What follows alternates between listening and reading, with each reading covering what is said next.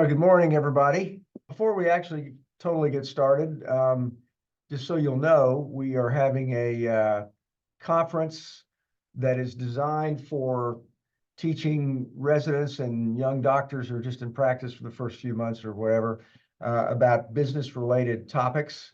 And if you go to this site, you can read what it's going to be. We're going to try to record it. But if you wanted to come to Dallas for one day, it's going to be May 18th. It's an all-day session. We're going to cover everything there is to know about going into practice. If you want to go with a, in your own practice, how you can make sure your contracts you're signing are reasonable. We're going to bring in all sorts of legal experts, business experts.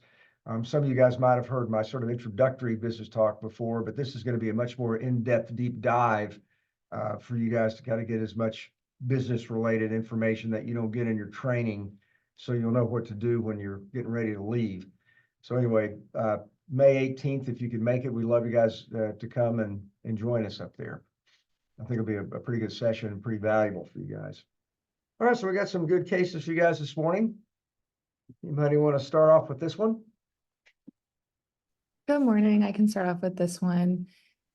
Here we have a shave biopsy or saucer shave of a kind of well-circumscribed dermal neoplasm favoring benign. And I think it's actually probably a punch biopsy. Oh, okay. I think they may have just kind of punched this thing out, if you will. So yeah, I think you're right. It seems to be fairly small. I think this is the whole thing. Yes, thank you. So a punch, kind of this dermal proliferation of ducts in the dermis. And then it looks like there's two components, kind of like an epithelial component with these like basaloid, cuboidal, sometimes double layered lining of these ducts in a background of like pink fibrotic or sclerotic stroma. And then there's this kind of amorphous keratinous debris inside of these ducts. Kind of reminds of the tadpole or paisley tie pattern here for the differential. So that's what I honed in on. And just given the way it looked, and I didn't see any atypia, mitosis, lesion was relatively small, well circumscribed, superficial. I was favoring Syringoma. Okay, But good. That's correct. Now, so, let's say they give you this on the board examination. It seems pretty easy, you kind of quickly make the diagnosis. And then you look down at the choices, and what are some things you think they might put in there that could possibly look like this histologically, that might be a potential confusing choice for someone that really wasn't very knowledgeable about dermatopathology like you are? Right. So the main differential would just be the desmoplastic trichoepithelioma. Okay, good. I agree with that. That's a good idea. Very good idea. Why do you think this is not that? I looked for some of the things that kind of differentiate them. So I looked for kind of horn cysts and calcifications that are more common in a desmoplastic trichoepithelioma, which I didn't see. Sometimes you can see that central del too, even on the pathology, which I didn't see. And then it tends to be like a little bit broader, not as small and round as these papules appeared. Yeah, I think those are correct assessments. Also, you'd want to see some evidence of follicular differentiation. And I agree with you that this is not really demonstrating any follicular differentiation. These look more like eccrine ducts mostly to me too. So I agree that wouldn't be too hard of one to distinguish. What else would they maybe put on there that might detract someone from the right answer? They could put MAC on there, the microcystic adnexal carcinoma. Good, good.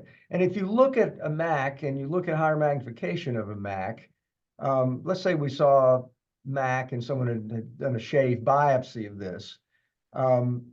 Could that look like this area right here, for example? I think it could. Yeah, it absolutely could.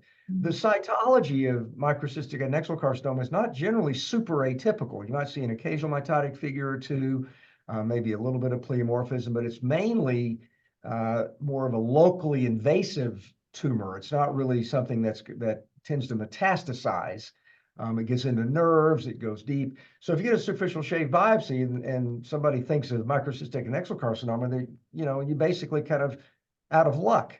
You really need a deeper biopsy to demonstrate that it extends deeply and that it's poorly circumscribed. Obviously, you wouldn't, and if they were going to put that in the differential, they would give you a biopsy, something like this, because you would need something like that to really make a definitive diagnosis. The other name for microcystic adnexal carcinoma is syringomatous carcinoma. So it looks a lot like a syringoma when you just look at the cytology. Anything else they might throw in there to try to confuse you? I think they could put morphiiform basal cell carcinoma. They could. That'd probably be a little easier, wouldn't it? Because that usually doesn't have any ductal differentiation or cystic morphology like you see in some of these areas here. But there's one other thing they might put in here to confuse you. Would it be like sclerosing sweat duct carcinoma? Well, that's probably the same thing as MAC. Okay. So that's probably synonymous with microcystic adnexal carcinoma. But there might be one other ductal neoplasm that they might put in there to try to confuse you.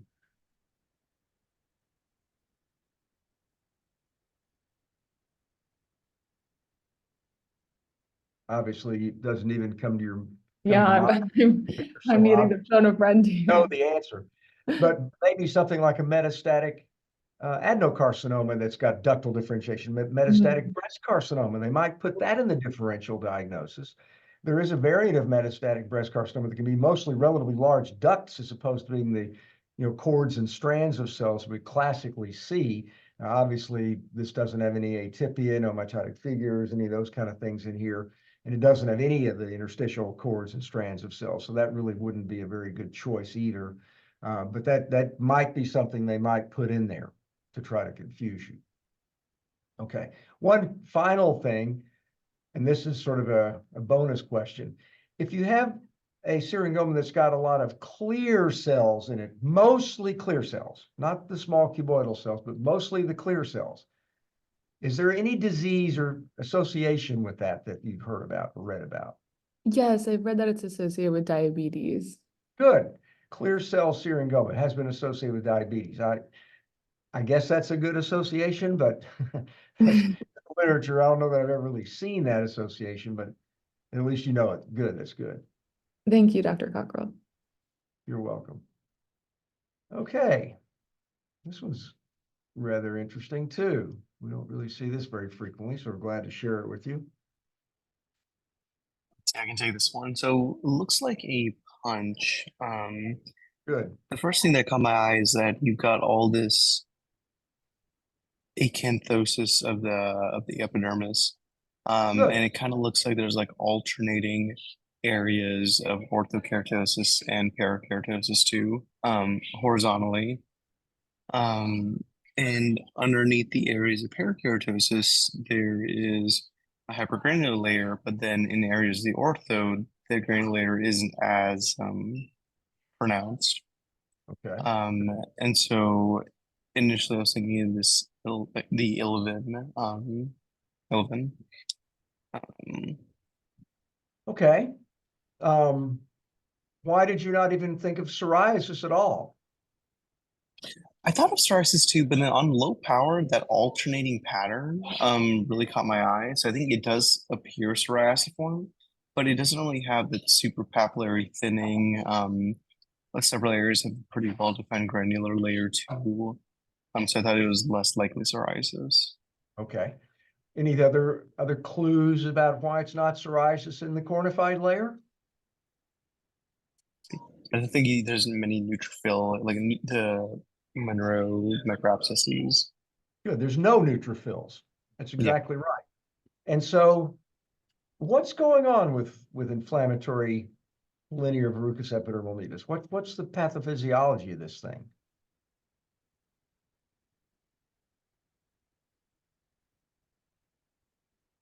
It's mostly in childhood, isn't it? It is usually diagnosed in childhood, yeah. But how do they get this? What's it sort of analogous to in a way? It's like a kind of like a mosaic skin disorder. Yeah, good. Yes, it's kind of a somatic post-zygotic mutation. And it's sort of almost analogous to porokeratosis in a way. This isn't a real cornoid lamella, but it's a broad plate of parakeratosis overlying this abnormal, superficial part of the epidermis here. And when you say it's alternating, it is alternating. You got a plate here, thick cornified layer, another kind of relatively broad plate, another thick cornified layer, and then another one over here. This isn't on palm or sole because it's obviously got a follicle here. It may be near palm or sole, but this is pretty characteristic of what you see with that. And you said it's alternating. What other condition gives you alternating ortho and parakeratosis in the cornified layer? PRP. Yeah. Now, why is this not PRP? What if they put that down? I think PRP is more, I think it's more like a different alternating pattern. Okay. Like it's not as vertically oriented. Yeah, and notice here, we talk about the parakeratosis of PRP alternating both vertically and horizontally. Here we've mainly just got horizontal, an area of parakeratosis, orthokeratosis that's kind of thickened, and then parakeratosis. And here, there's really no orthokeratosis in this at all. The whole thing is parakeratotic. And it's kind of got a slightly unusual morphology to the parakeratosis. These are round nuclei. They're not really sort of elongated and flat like you often see in pityriasis rubentillaris. So it's a little bit different. And it is parakeratosis, but it's really almost sort of analogous to a cornoid lamella. It's a different sort of type of abnormal cornified process. And we talk about inflammatory, really not a whole lot of inflammation here. It's a little slight, lymphocytic infiltrate. It mainly kind of looks red and inflamed clinically, but it doesn't really have a ton of inflammation histologically. So that's good. So this is ILVEN. Now, you had plenty of time to study this ahead of time, and I understand you were probably assigned this specific slide. Make sure you don't get complacent with that on the board examination because you don't have as much time to examine that. But make sure you can apply these criteria like you talked about. So it's very good. We don't really see that very frequently. They might show it to you, but I don't know. We'll see. Did you guys participate in the DermPath Bowl this year?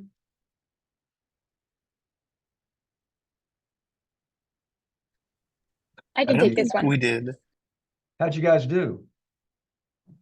No, we did the dermoscopy bowl, Dr. Cockerell. Oh, okay. Nobody didn't do the DermPath Bowl. You could have gotten $5,000 if you'd have won that one. Okay, I can take this one. Can you hear me? Yes. Okay, so this looks like a shave. It was probably a small papule on the body. What I see first in the epidermis is kind of overlying this proliferation is a slightly more atrophic epidermis. Underneath there, I see kind of some pale areas, and then on higher power, I saw what I thought were like foamy histiocytes as well as kind of like the diamond shape, like what I thought were cholesterol clefts. So I thought this might be like the tuberous xanthoma. Go back to low. How big do you think this lesion is? Very small. Is it tuberous xanthoma usually this small? No. No, it's So not. probably not the tuberous. Okay, but you're right. It is a xanthoma. And let's look at a higher magnification. There are some cholesterol clefts here, which is kind of interesting about this specific. Yeah. There's also this material here. What do you think this stuff is? This bluish gray material that's sort of between the foamy histiocytes. Probably mucin. It looks like mucin. Okay, I'm glad you said that because it kind of is a fooler.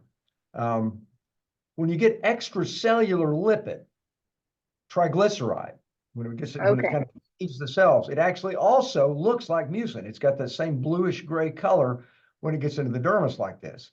So it can simulate mucin in the dermis.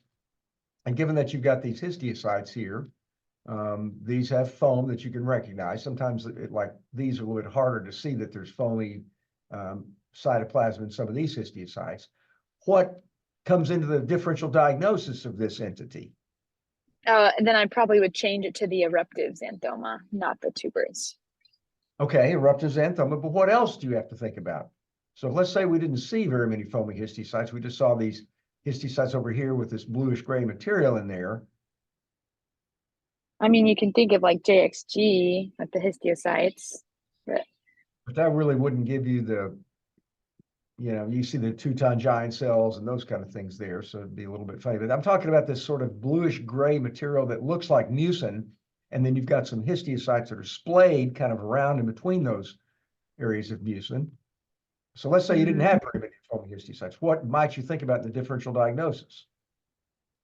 I know if you see Say foamy this field histiocyte, over here, right here, this field right in this area. If you just saw that alone without this, what might come to mind?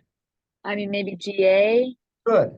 GA is the answer that I was looking for because it can simulate eruptive xanthomas because the mucin and the lipid, the free lipid can look like mucin. And I've seen that diagnosis missed in a number of cases where it gets called granulomedullary, and it's really not. It's really an eruptive xanthoma. Now, this is a little funny because usually in eruptive xanthoma, the vast majority of the lipid that's circulating is triglyceride. This guy probably had a high cholesterol and triglyceride level because he does have some cholesterol clefts. I completely agree with you.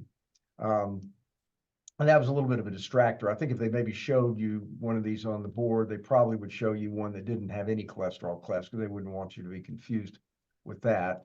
But the small size of it would kind of favor that. And these lesions can come up very, very quickly. These patients have really very super high triglyceride levels, and they really are erupted. And then when you lower the triglyceride levels, they go away very quickly, which is kind of interesting.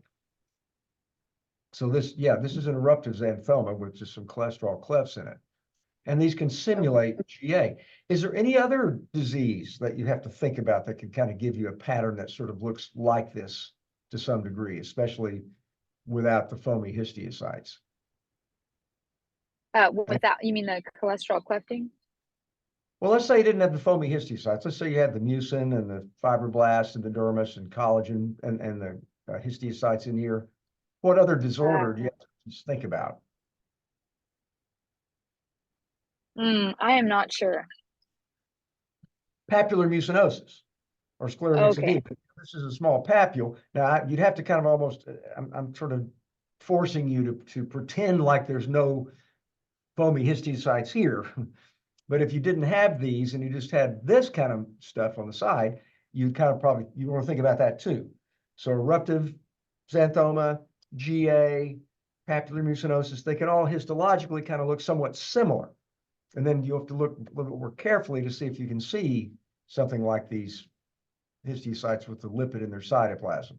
And if you were to see the cholesterol clefts, that would be a clue that you're dealing with that entity as well. Okay, good.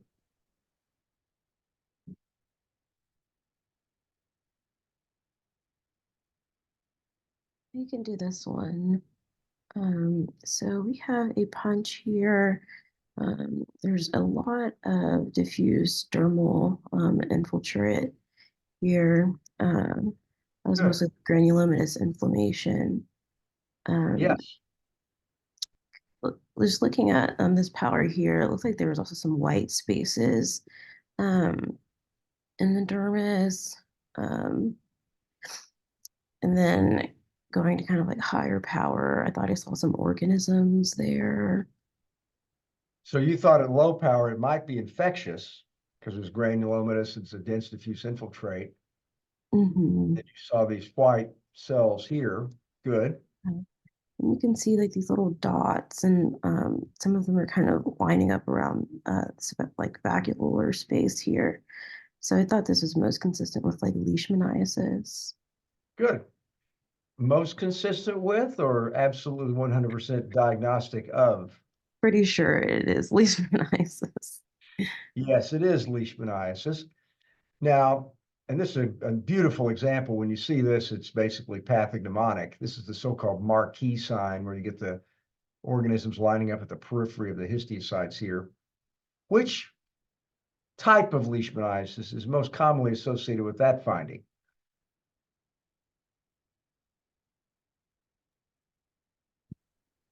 I'm not exactly sure. Well, what are the two overall broad categories of leishmaniasis? The There's like the old overall world arching. and new world. Yes, good. So is this seen more commonly in the new world or the old world type? Maybe they're old world. Actually, it's usually seen in the new world type. Okay. Most of the time. It's not pathognomonic of that, but most of the time, and I don't know why that is, you see that. If you see the old world type, they tend to be more diffuse throughout the cytoplasm. They don't tend to line up at the periphery of the cytoplasm. That's, again, and this was a new world case. I think this was a patient that came from Mexico or something like that. So just that favors that. It doesn't necessarily mean it's that, it favors that. What kind of cells were in here besides the histiocytes that's commonly seen in leishmaniasis? So some plasma cells. You often get plasma cells in this disease for some reason. I don't know why you get more plasma cells in this than say like in Sporo or some of the other infectious agents. Now, this would be a very difficult question, but it's possible they might have this on the board somewhere along the lines.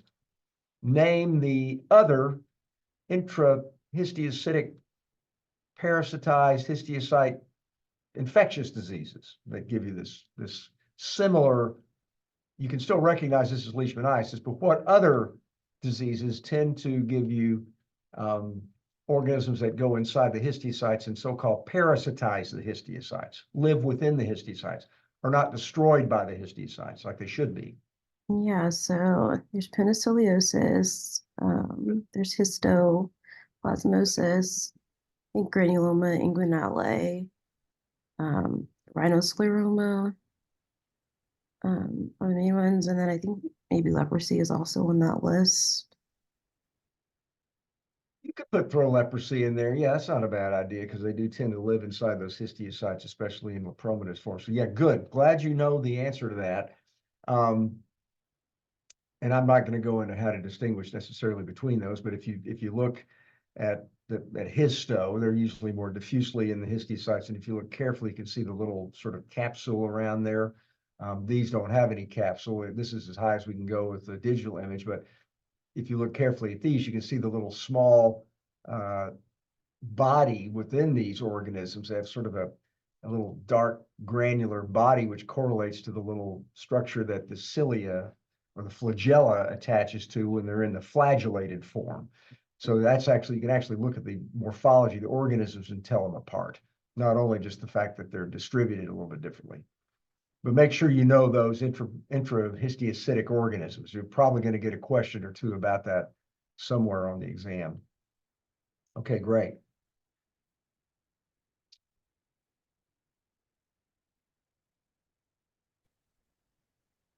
All right, I can do this one. So in this one we have a punch biopsy. It looks like it's a of an inflammatory lesion. Epidermis looks pretty unremarkable. We do have these kind of light purple gray areas of histiocytes that look like I would call granulomatous. I would also looks to me like it's pretty single filed, so I'd call it interstitial too. So I was thinking at the top of my differential was interstitial GA for this one. Could maybe also think of other non-infectious granulomas like sarcoid. Okay, does this sort of look like sarcoid here? These sort of strands of No, cells? not really. No. Doesn't look that great. Okay, let's see if we can. So let's say you thought it was GA. You said, well, yeah, it's a little bit funny for GA. You know, there's really no mucin in it. You know, it's not really good palisading. It'd have to be kind of a weird interstitial GA. And so that's your diagnosis of low power. And then you look down at the path rec slip and it says solitary nodule on the head and neck area in a young individual, rule out cyst, one papule. And then you sort of start scratching your head and say, well, you know, GA usually doesn't produce a solitary Yeah. papule. So maybe then you kind of start reconsidering. And so let's say you said, well, let's do maybe no peroxidase stains. You said, well, let's, do a CD68 for histiocytes or whatever, and maybe do a mucin stain. It's negative. CD68 is negative. So then you kind of have to shift gears again. Do you notice anything about this morphology of this structure right here? It looks very irregular. I don't, maybe it's if it is like a solitary nodule, maybe like a foreign body reaction. So that would still be mostly histiocytes, right? And you did a CD68 Yes. histiocytes and it's Okay. negative. Mm-hmm. Say, wait a minute, these aren't histiocytes at all. What else could they maybe be that look like histiocytes, but they're really not? And if you look at this too, doesn't that sort of look like a nest in a way? Yes, it does. Yeah. Um, So what other things might you think about? It's very reasonable to think about GA mhm. here. I agree. That's not a bad thing to think about. This is a pretty hard slide. And I don't know if they would have this on the exam without maybe some other information. Just to expect you to get this blind is really more, it's really more of a dermatopathology. Could it be melanocytes, I Good guess? idea. Could be melanocytes. Absolutely. This could be a melanocytic lesion. Melanocytic lesions can give you lots of different patterns in the skin. So it's possible. But let's say you did an S100 protein or a SOX10 and it was negative. Mm-hmm. Like endothelial cells. That's not a bad idea. I don't really see very good vascular differentiation, but certainly endothelial cells can assume kind of an epithelioid morphology like this. So yeah, that's could be. So good. You're thinking along the right way. There's one stain that you might not have heard of, NKIC3 or CD163, that's positive in this lesion. Okay. I haven't heard of that. This is what's known as a cellular neurothekeoma. So this Okay. is a family of lesions it's a neural lesion, and it's thought that the cellular part is probably in the sustentacular cells of the nerve. They're around the nerve, and they stain positively for some of these. And they form this sort of epithelioid morphology that you're seeing here. You can see some of the little theques, the nests here. Mhm. We didn't used to know what this lesion was. We didn't really know what the differentiation was. Some people thought it was kind of the muscle. It was argued about for years. Now I think we all kind of agree that it is a type of neural lesion, but it's an unusual variant. So I don't think you're going to see this on the exam. So at least you got this just to see what it can look like. And you know that it stains positive for this marker. So if by chance somehow they decided they wanted to put it on there, just remember that this lesion stains positively with this NKIC3 marker, and it's thought to be a neural neoplasm. It's benign, very, very rare cases of malignant versions of this thing. But anyway, that's what this was in this case. So don't beat yourself up Oh, about it. interesting. Yeah. Advanced for most residents, but still it's something to at least see. Okay, I can do this one. Okay, good.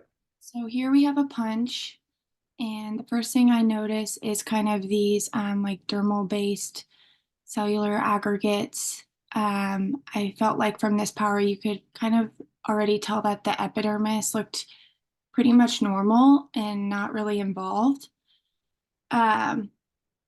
And so I zoomed in a little bit, and it seemed like all of the cellular things in the dermis were in vessels.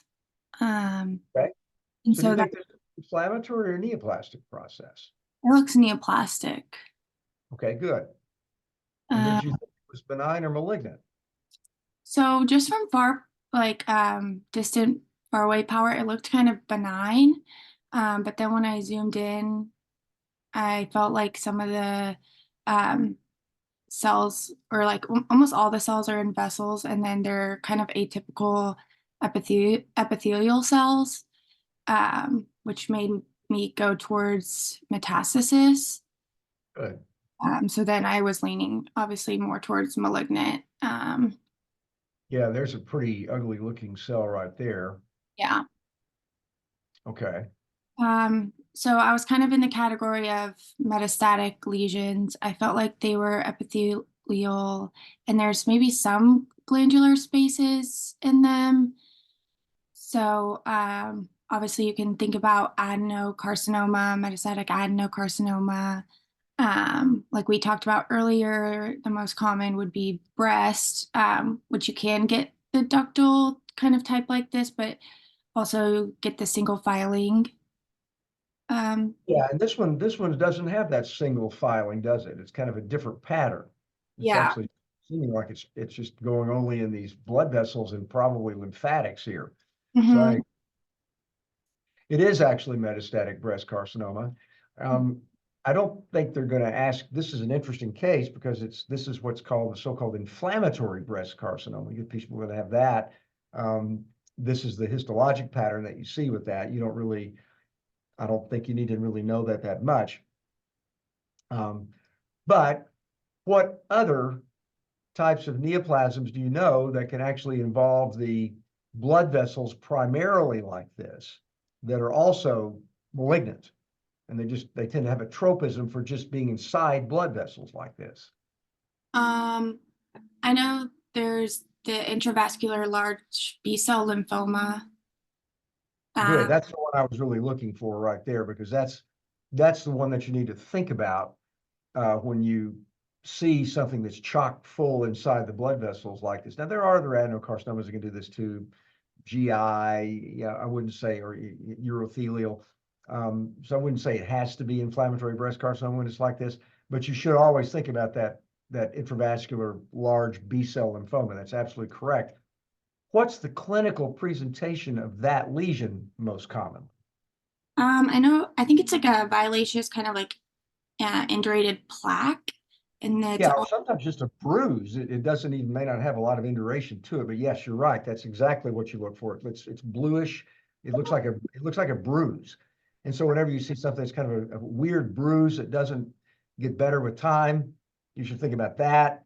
You should think about angiosarcoma probably. You should think about the possibility of this plasmablastic dermal dendrocytic neoplasm, that CD1, 2, 3, 4, 5, 6 positive neoplasm that's highly aggressive that there's medication for now. So there's really not too terribly many cancers that present like bruises like that, Kaposi's, patch stage KS.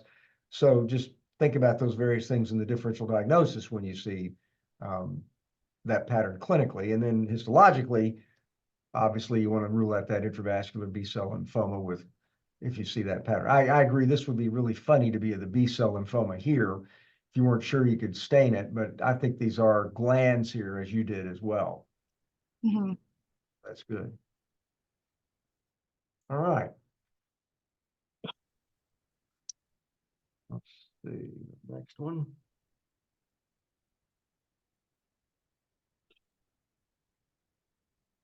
I can take this one. Okay. So this look like a deep shave to me. Probably What? actually an excisional biopsy. So this is pretty big specimen, and they got all the way down to the fat here. So Okay, did a shave, they probably would have to really gouge out a pretty big area. that's true. They did a good biopsy. Actually, this is probably they already probably had an original diagnosis, and now they're just removing it. Okay. So what caught my eye on low power is that there's a kind of like a relatively well circumscribed nodule in the upper dermis. It looks kind of bluish to hexoid to me. So I felt there was some mucin between the collagen bundles. Okay. I Um, think it's a neoplasm, correct? yes, it looked like a benign neoplasm, like a benign neoplastic process to me. Then when I zoomed in, I actually felt that I'm seeing some myxoids like mucin. The collagen bundles, some of them look kind of thick, while some of the collagen bundles are kind of like fine. Then I saw a lot of like spindle cells, which I felt were dermal fibroblasts. Yeah, now Um, this stuff up here is related to a previous biopsy. So that is there, but that's not the main. I think what you were describing earlier, this is kind of where we're looking. okay. Okay. So I was thinking this was good for scleral myxedema with the mucinous changes and the increase in dermal fibroblasts, and as well as the fine collagen bundles. But what about these cells down here? What about these structures here? What's going on Oh, right this look there? like okay. Then when I'm looking at them again, this look like some like ductal Yes, structures. good. Yeah, this is, forget about this part. I agree. If you just had that, you'd think of a spindle cell process, but that's actually just a scar from the Okay. previous shave biopsy. This is the shave biopsy that they did. They got back a Okay. diagnosis, and then they went back and said, well, we got to cut this out. You know, this is not good. We got to get rid of it. Okay, so usually whenever I see a lot of ductal structures, especially when they are going very deep, like close to the fat, I think of microcystic adnexal carcinoma. Okay, good. Very good. And we talked about that a little bit earlier. It's Yeah, nice to have an example in the same slide set to compare with the Syringoma.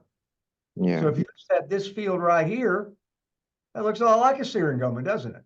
yes. That small little ducts, little tadpole structure here. So the cytology of MAC is not really super atypical. There's no mitoses here. There's no striking pleomorphism. It's really more of a localized, deeply seated malignancy. And what's one of the things we often see in microcystic adnexal carcinoma that's kind of important, that if you don't get rid of it, it makes them recur a lot of times. See it in this, but Mm, yeah, I'm not sure. I know you can have like cysts. You can have keratin cysts in MAC. well, they Um, tend to involve nerves. It tends to be neurotropic. And so if you don't, and that's why Mohs surgery is probably the best way to treat this, because you want to identify the nerves, follow the nerves, make sure that there's no spreading along the nerve twig outside of just a regular excisional biopsy or excision. Because if you don't get rid of that, they can recur. They can recur deep, and they can even kind of track down into deeper nerve structures. So I don't see any neurotropism here, but it's fairly common to get neurotropism in these lesions. But this is mhm. a nice example, and you can see they kind of almost get like a little more like a squamoid morphology. And we talked about the differential diagnosis of MAC with desmoplastic tricho, with morpheoform basal cell carcinoma. If you really see these nice little aggregations of these ductal structures here, that's really helpful. Now, we just had a metastatic inflammatory breast cancer. Metastatic ductal breast cancer can sometimes look like this. This is in the differential diagnosis, but that's not going to give you a relatively small contained lesion that you can excise, right? That's going to be a large plaque-like area. Yeah. So we kind of already went over that differential. Is there any immunoperoxidase stain that's been described that can sometimes help distinguish between MAC and these other sclerosing epithelial neoplasms? Hmm. Yeah, I'm not sure. CK, well, actually, neurons, I think it's an NSE, neuron-specific emulase has been reported to be positive in some of these, and CK20 has been positive in some of these. It's usually just a few cells. It's not very helpful, but it's a board question they might possibly ask you, so just make sure you know that. But this is a nice example of a MAC. It's a nice contrast between this and the Syringoma. So that Syringoma was about this size. This thing is about 10 times the size, and it goes way deeper. And you have to have a biopsy like this to really make a definitive diagnosis of microcystic adnexal carcinoma, or an incisional biopsy or punch biopsy. You have to get deep enough to make sure that you've got some architecture. Thank you. Okay. I can take this one. It looks like a punch biopsy. And there's a little bit of inflammation in the dermis, but most of it involved the subcutaneous area.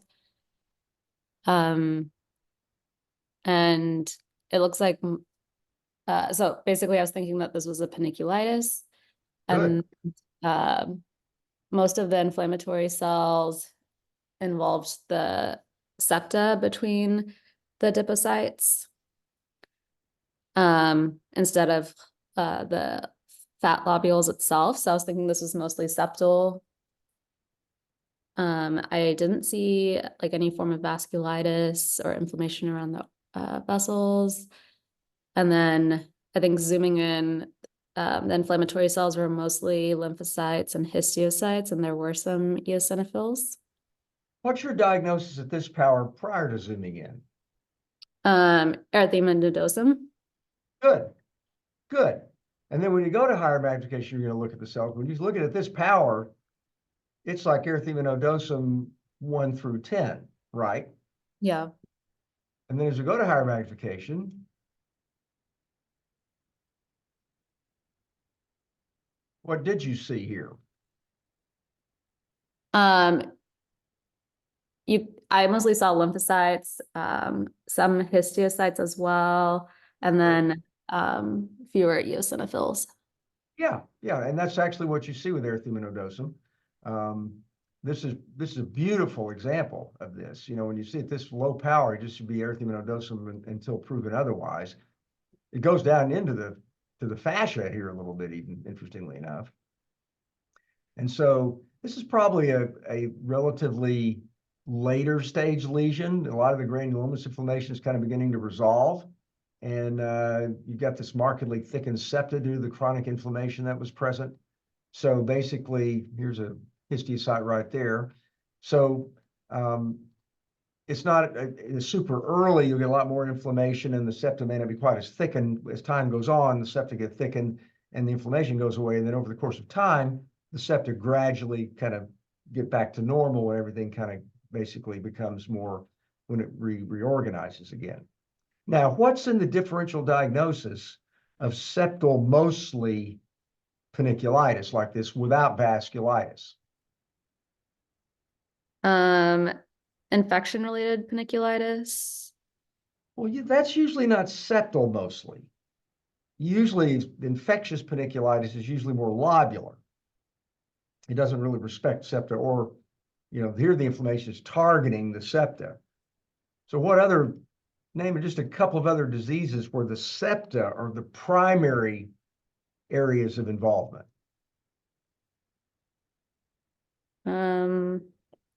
I thought most of the other panniculitis were lobular. That is true. Most of the other ones tend to be more lobular, like lupus panniculitis and pancreatic panniculitis, and basically erythema induratum, where you get vasculitis and lobular panniculitis. That's correct. But there are a few that are just purely septal primarily.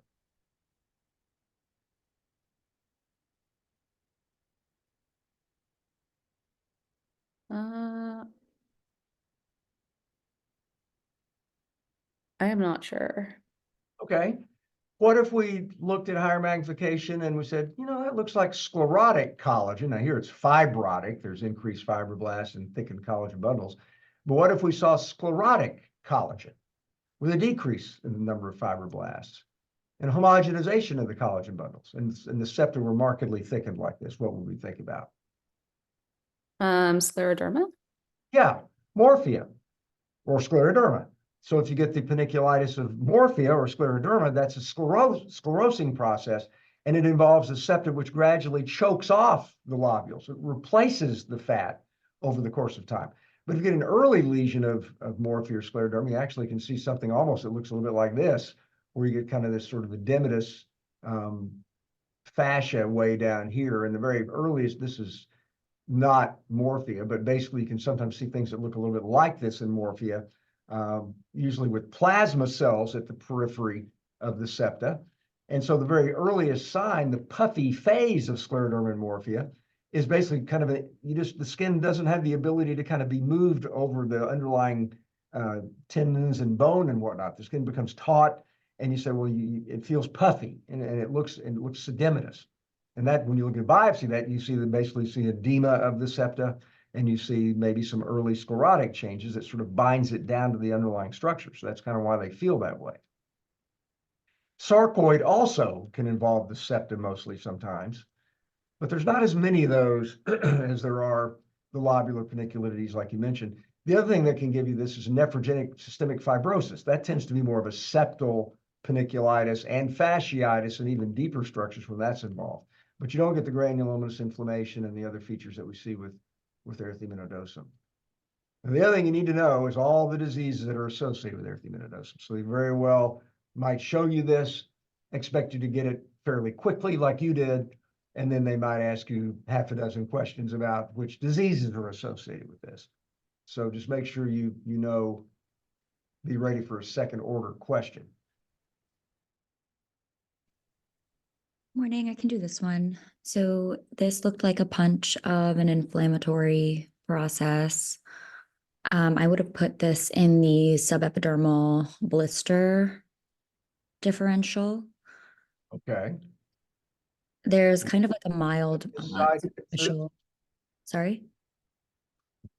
What if we just had this piece? Then this one would go under superficial perivascular. Yeah, this would be a little bit harder, wouldn't it, if we just had this side? Right. There's a couple of clues over here we'll talk about in a minute, but let's go back to the other one, which is more diagnostic, I think. You probably already know the answer. So it had neutrophils in the subepidermal blister. They're kind of stuffed into like the dermal papillae. Is this really a blister? I always say blister, bully. I guess blister is sort of a generic term. So it is subepidermal blistering. What do you think this thing looked like in the patient? This probably looked like either like an early vesicle. Yeah, maybe a little teensy tiny early vesicle. There's really no change in the cornified layer yet. So probably would be maybe a small tense papulovesicle that really hasn't done any, there's no surface change yet. Okay. And there are mostly neutrophils here. So what HLA subtype, what HLA haplotype is associated with this obvious diagnosis here that you haven't even said the diagnosis, but you know what it is based on this classic histologic finding right here, right? Yes. Is it, I forget if it's like, it's DR or DQ. I thought it was like, wasn't it HLA B8? I think that's maybe associated with DH, but that's the kind of stuff they might do to you because this is so easy that, you know, even hopefully most first-year residents at this point could be able to look this up and say, this is classic dermatitis herpetiformis. You get these neutrophils at the tips of these dermal papillae like this. It's just perfect. And there's a couple of EOs here because it's probably an early lesion still. They might ask you the differential diagnosis of this. So what are some other diseases where you can get neutrophils mostly in the subepidermal papillary dermis like this? You can think of linear IgA. Yeah, I can. You can also think of bullous lupus. Good. There might be a couple of other esoteric ones. Sometimes some forms of EBA can look a bit like this, but those are the three classic ones. But they don't usually give you this nice clustering at the tips of the dermal papillae like this. So this is beautiful DH. They might ask you name some circulating antibodies that are associated with this. They might ask you something about HLE subtypes, haplotypes that are associated with it. Because if it's a classic, obvious thing, they're not going to just, everybody should get this right.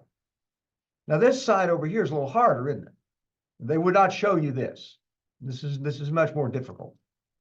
but there's still some clues here that you might be dealing with DH. See the neutrophils right here? Really subtle, but that's the same finding, it just a more subtle change than we saw in the other half of the specimen there. Sometimes you'll see some basophilic collagen in the papillary dermis. It can kind of look like this. Okay, so this is fair game, and you'll probably see this on the exam. At somewhere you'll get something about DH on the examination. They always ask it. It's an important topic that we need to know about.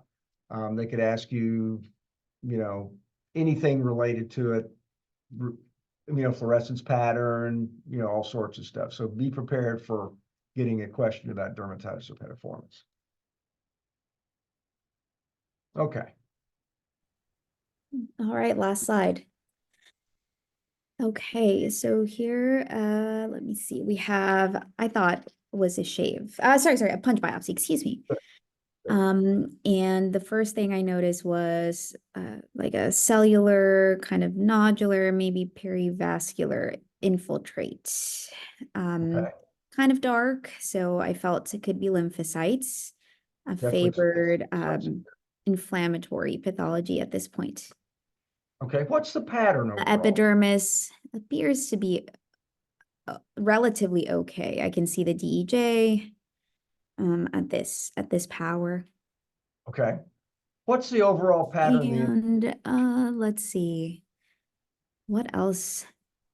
I think then when I zoomed in, I just wanted to see what the cells looked like a bit more, what type of inflammatory infiltrate it was, but I couldn't tell what it We'll look was at at the this cells power. in a second, but just tell me about the pattern. Is it superficial Can you hear me? perivascular, superficial Oh, and sorry, deep? Dr. Cockerell. Can you say something? I don't know that I can hear you. Can you hear me okay? Oh, yes, I can. Sorry about that. Now, what's the pattern of the inflammation here? Oh, sorry about that. So the pattern, I thought it was superficial and deep. Good. Superficial and deep, Yes. perivascular, right? And maybe And the also, acronym too, I thought. yeah, it's interstitial too. Superficial and deep, perivascular, interstitial. And what's the shape of the inflammation here? Oh, maybe I think you're pointing at wedge shaped, though I did not Yeah, catch it before. good. Superficial and deep, perivascular, interstitial, wedge shaped. So somebody Okay. calls you at 3 a.m. with that pattern. What's one of the first things you think about?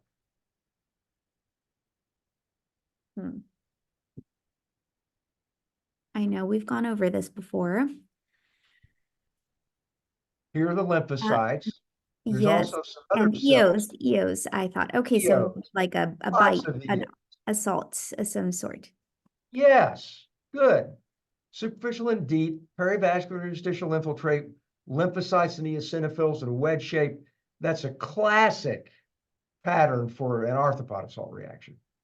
And it makes sense because whatever the antigen that the arthropod is assaulting you with, the concentration is higher at the top than it is at the bottom. Mm-hmm. And the EOs, obviously it's a hypersensitivity reaction, so that's, part of the deal too. Now, and you may not be able to, this is where it gets kind of semi-impossible, but here you can see it does have a thickened cornified layer, so they're kind of rubbing it here. Not as much on this side. But name a few arthropods that tend to give you this density of the infiltrate like this. Density. Okay. How about maybe a mosquito? Well, mosquito bites can give you a pretty florid reaction if you're hypersensitive to them in a way. Kids tend to get florid arthropod assault reactions, but mosquito bites usually not quite as dense as this. Could Okay. be, but usually not. Okay. Let's see, other critters. I don't know, spiders, ants.